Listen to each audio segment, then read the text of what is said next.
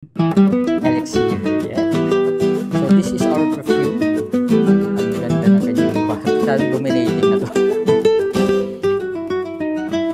Hello guys, yes, this is Kokoy, and right now ay magkakaroon na naman tayo ng review regarding sa, yes, the Rayhan Elixir. Yes, I'm so excited with this, guys. Actually, na-open na natin to kanina para makita yung yung warranty, no? So right now, gagawa natin siya ng review kung ano ba yung ano ba yung scent, no? Or ano ba yung character ng isang Rayhan Elixir. So basically, maraming maraming mga reviews because naging overhype talaga siya, no? Way back 2024.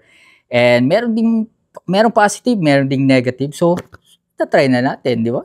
So definitely this is the box. And take note lang guys, na ko na siya, nagamit ko na siya kanina, 5 p.m. Then tonight, it's around 9:15. So 4 hours na siya. Hindi ko na nilagay dito, talagang nireserve ko na siya para sa review na ito. So this is our perfume. And look at this. Wow. Ang ganda ng kanyang bottle. Yeah, and actually maraming maraming mga the same ang amoy, no? Because this is a clone, no? Yung amoy niya meron siyang kaling tulad. Pero hindi na natin i-mention dito.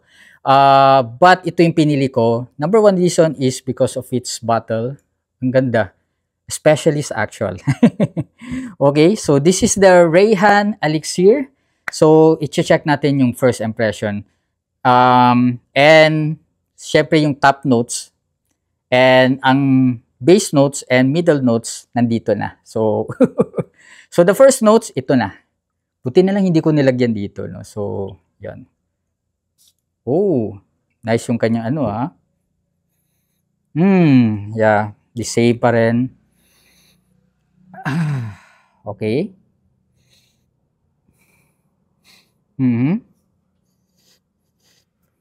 Iba dito. So this is the top notes. Minty and may pagka-bergamot. May naamoy rin akong para siyang merong slight spicy pero very very dominating yung mint niya. Bago niya, for the first impression, yung kanyang top notes ang bango. But definitely ang nagustuhan ko dito, like I said, nagamit ko na siya for 4 hours, is yung kanyang middle notes and base notes, no? Which is,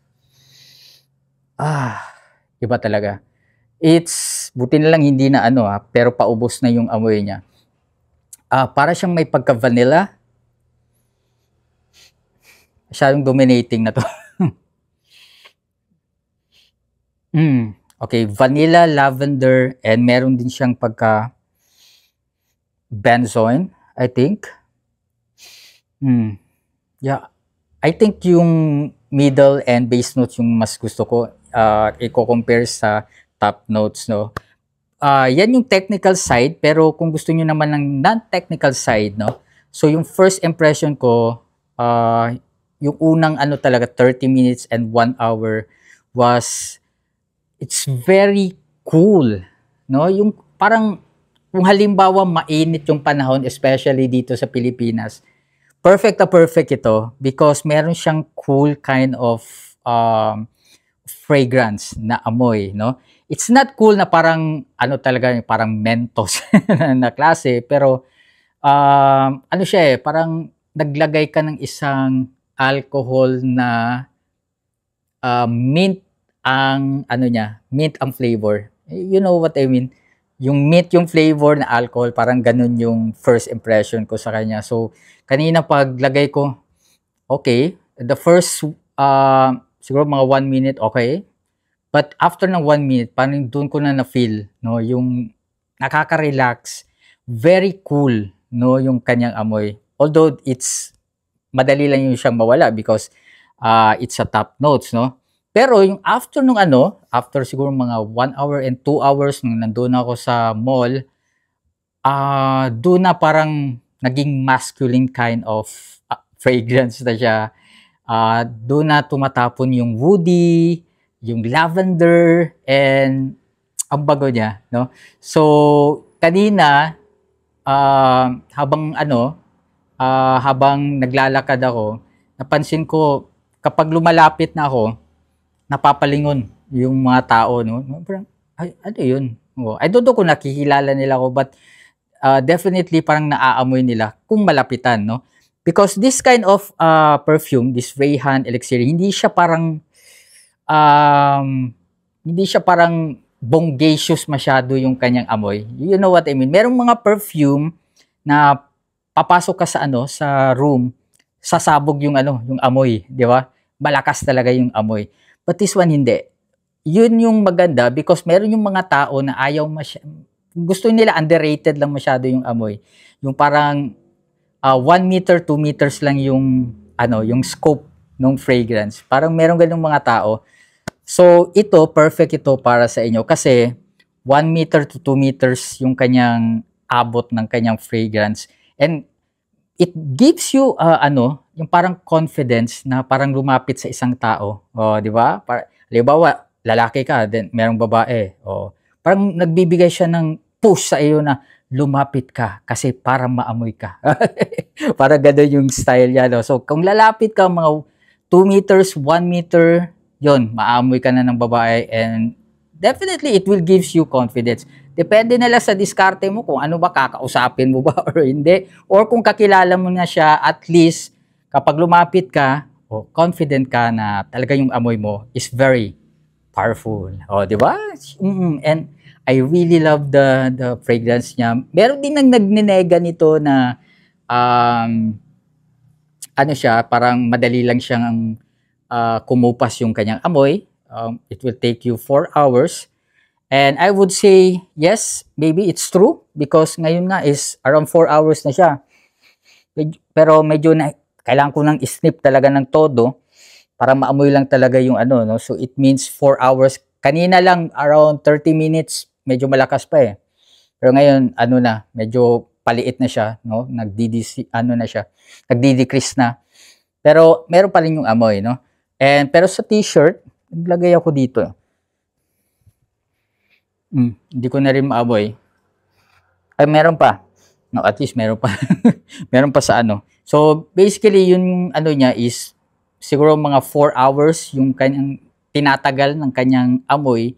So, kung ganun yung klase, I would say is, halimbawa, meron kayong mga special events, gaya ng mga birthdays, yung mga party, events, kasi yan is, it will take mga 2 hours, 3 hours lang, wedding, di ba? So, best na best ito para sa inyo, no? But if magwawalwal kayo, no? So, it will take you siguro mga 5 to 8 hours siguro yan, magdamagan yan eh. So, maybe pwede, pero kailangan mong bumalik sa sasakyan mo, tapos mag-spray ka naman uli itong Rayhan Elixir, para manumbalik yung kumbaga second batch ng pag-spray, no? Yun yung suggestion ko kasi 4 hours lang talaga yung niya, yung capacity niya, no, ng abot ng kanyang pang-amoy, no? So basically I really love this perfume. To be fair sa mga nagre-review sa iba't ibang mga social media platform, totoo naman, very talaga, very soothing yung kanyang amoy. Saka talaga mabango talaga, no? I really love it. Masculine ang niya. The first is ito. Nag-iiba na yung amoy niya. Nagiging benzoyl na. I think siguro usap tayo mga 5 minutes, nag-iiba na. Wala na masyadong yung mint. It's more of papunta na siya ng middle notes, no? And definitely, yun yung gusto ko. So, thank you so much guys for watching our video and I hope nagustuhan nyo yung ating review regarding the Rayhan Elixir. I don't know kung ano ba pag-pronounce ito, Rayhan or Rayhan or Rayhan Elixir. So, definitely kung gusto nyong, kung gusto nyo ng isang perfume na very similar sa isang popular na worth 9,000, 12,000 kind of perfume, the same ml, but gusto nyo medyo budget friendly, much, mas lesser, and kumbaga abot kaya mo, then this would be the perfect perfume para sa inyo. Mabango siya and very, yung kanyang performance is really great, no? Very, accurate, no? Isa ba nga? Naamoy ko yung floral. Lavender na floral. Okay, so thank you so much guys. This is Kokoy. I hope nagustuhan nyo yung ating video. Huwag niyong kalimutan mag-subscribe. Yeah!